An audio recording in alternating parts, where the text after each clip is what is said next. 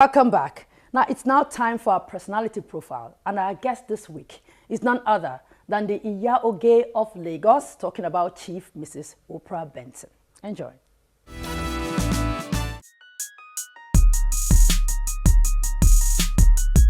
At 80, Chief Mrs. Opral Benson, the Iya Oge of Lagos and founder of the Opral Benson Beauty Training Institute, still radiates beauty and charm as much as she did when she was much younger.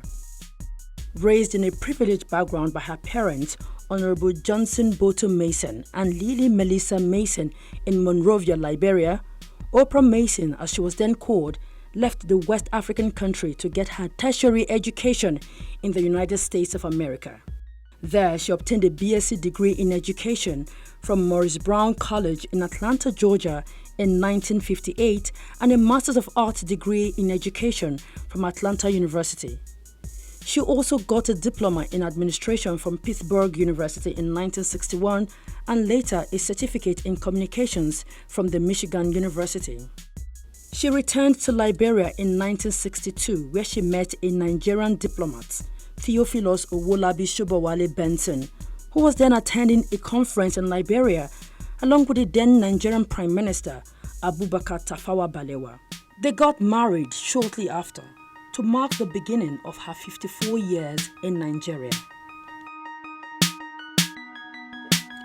Metrofile had a chat with her in her consulate office where she sits as the consular for the Republic of Liberia in Nigeria.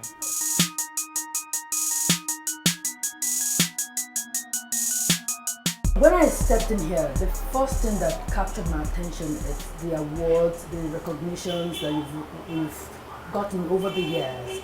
Now, looking back from where you're coming from, how do you really feel about all those things you've achieved? Well, I feel happy, I feel pleased that I have been so recognized and that so many persons have taken the trouble to organize functions in my honor. And have given me so many awards.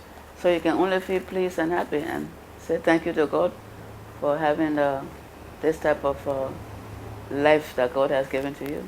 For me, it has been quite pleasing because I always feel good when I'm interacting with people and doing something which I think can help others, especially the younger ones. So far the journey has been a long journey, but it has been an enjoyable one. And it has been one that gives me self-satisfaction. I feel happy about it. Her hard work and dedication further got a boost when she was appointed as the consular of the Republic of Liberia in Nigeria by the President, Ellen Johnson Sirleaf. Liberia does not have any representation in Lagos, and there are many Liberians in Lagos. Some came during the war, they have not gone back. Lots of persons who want to do business with Liberia and they don't want to go to Abuja. So I think the real reason was that the president felt if there's someone who Liberia feel have got their interest at heart and who can help, they should approach that person and help them to do something for Liberia. And the president asked me to please do this for Liberia and I accepted. Okay, looking at, I mean, marriage brought you to Nigeria, no doubt about that. A long time ago. Long time ago. We're going to come to that. Yes. But let's look at, since you came to Nigeria, are you in constant touch with your country of birth? Of course. I go to Liberia. I telephone all the time. They come here, they telephone me. Of course, I'm in constant touch.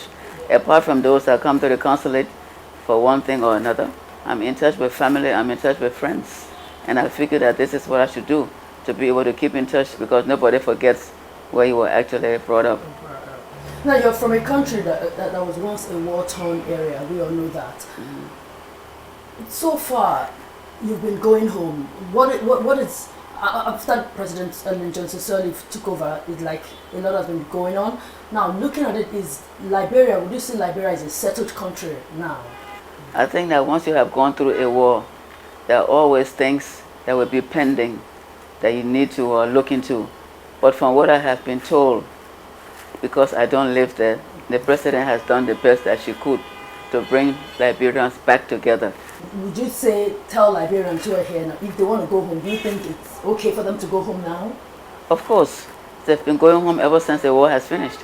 The few who have remained behind. They want to relocate back home. Oh yes, the few who have remained behind feel that Nigeria is a big country, and maybe they can get some business going or something for them, rather than in a smaller place. And they have gotten used to people. Some have gotten married. Some have made friends, so they want to be here. But of course, anybody who want to go back to Liberia, I would encourage them. Why not? It's your country. Okay, well, let's now talk about you. You recently clocked 80. Now 80, but I've noticed that in the social scene you've been very, very active. What is the secret of your very energetic and very, very vibrant way of life? Well, I think I've always been a vibrant person. And as long as I have good health and strength, I don't think I should just sit down in the house and say, oh, I'm 80, you know. I don't think it's the number that matters. I think it's how you feel, what you think you can contribute, how often you can really interact with other people. And that's what I try to do, because if I don't do that, I'll just be sitting down saying, oh, I'm 80, I'm 80. And everybody see me and say, oh, you are 80. Are you really 80? I say, of course I am. but I still go about and do what I need to do. So it hasn't really stopped me from being able to make my contributions. Now, when I go for events, I see you dancing. You love to dance? You saw me dancing? Yeah.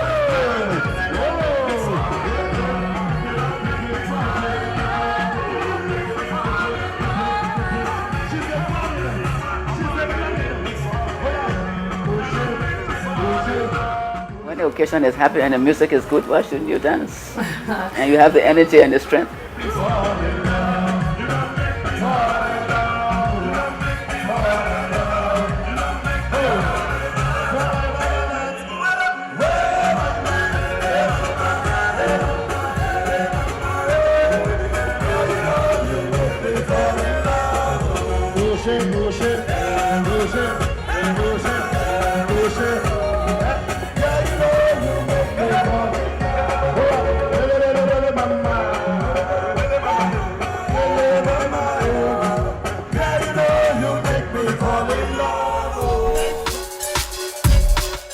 Her marriage to former Minister for Information and Culture, Theophilus Owolabi Shobowale Benson, popularly known as TOS Benson, was well celebrated, and she tells us more about it.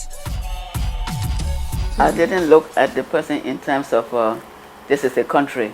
It's an individual that makes a difference. And I think when I met my husband, he was quite a nice person. I was quite a nice person. We got together, we found each other lovable, and it started from there. So you won't say, well, you're Nigerian and so I won't, or you're Liberian and so I won't. I think it was just a matter of two people interacting together, and that's how it happened. T.S. Benson happened to have been a minister at that time, and maybe because of that, this is why a lot of writing took place. But I think that putting the official part of it aside, we got along very well together. And maybe because people didn't hear us making a lot of fight and confusion and talking about which country you come from, this is why they figured that, oh, it's a nice topic, let's write about it. And they kept on writing. Before you married a Nigerian, what was your perception about Nigerians?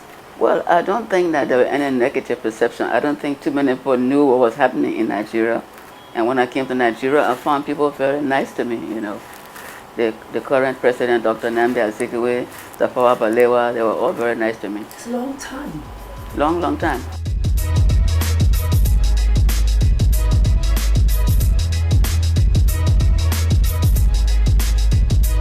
Do you still get admiration from male folks? Male folks, yeah. Young or old? Well, anyone, young, old, middle. I think they're afraid, really. Why? Well, as you said, during my old age, nobody wants to go and bother an old person. I ask because you still look good. You still. Well, people tell me that. They tell me I look good, you know, and well, maybe look isn't all of it. They always know your age, because in this country they publish your age and everybody know your age. So you cannot go around and say I'm 60 when everybody know you're 80. In terms of fashion, in terms of style, I mean, you are there. We know that. What still there? You're still there. You're still Am there. I still there? Yes, you're still there. Okay, if you say so, I'll take your word for it. You're still there. No, what inspires your style on a daily basis? I meet a lot of young people these days, very many, and they say, oh, mommy, we want to grow up and be just like you. I said, no, my dear daughter, I want to grow down and be like you all, because I think that you all have got the day. Look at you, for instance, you know. So why does anybody want to grow old and be like me when I can grow young and be like you? With a glaring sense of fashion and style, it was much easier to understand why the then Oba of Lagos, Oba Adeyinka Oyekon, bestowed on her the title of the Iya Oge of Lagos in 1973. In those days, I tried to look as good as I can. I tried to look fashionable when I went out. I was very particular about what I wore and all of that. In other words, people call it making a statement. I didn't want to just look like everybody else looked like, and so I tried my best to look very special, because I think that at the end of the day, it's how you look determines on how you feel about yourself, and I felt good about myself. And so I started to get a lot of clothing and things that I thought suited my own personality. And so at the end of the day, when everybody kept talking about it and putting my pictures in the newspaper and saying how I look, the Oba thought that he should formalize it. So that when he called me and gave me that title of Yaogi of Lagos. As she proudly shows off the great and eminent personalities she has met in her 80 years on earth, she hopes to leave a legacy that will outlive her. What I want to leave behind is the love for women, the love for the beauty industry, and the love for people generally. I like to interact with people. I like to help people the way I can. But I think the beauty industry that I have started, I would like to see it go on and on and on. And I would like the women who are really participating these days to continue to do so and do things in that industry that will continue to build it up.